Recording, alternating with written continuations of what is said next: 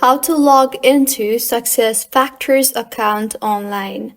Hello everyone, I am Bishaka and welcome to our channel.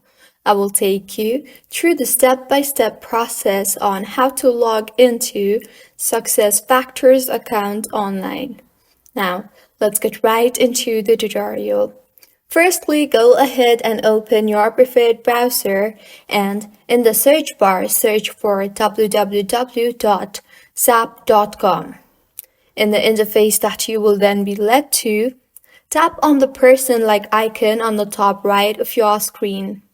In the pop-up menu that appears, if you already have created an account, enter your business email address and tap on the login button to log yourself in.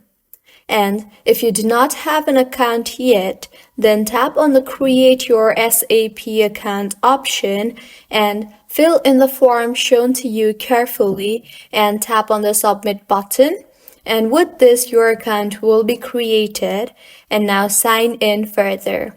So this is how you can log into SuccessFactors account. If you find this tutorial helpful, please like the video and do subscribe to our channel for more contents like this. Thank you for staying with us until the end.